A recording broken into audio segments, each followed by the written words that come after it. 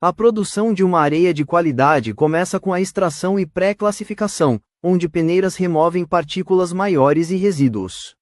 Em seguida, o material passa pela lavagem com jatos de água e hidrociclones, que eliminam argilas, silt e impurezas. Depois, a areia é classificada por granulometria, garantindo o tamanho exato dos grãos para cada aplicação.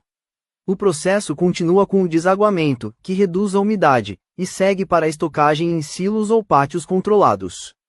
Por fim, cada lote é analisado em laboratório, assegurando pureza, uniformidade e segurança.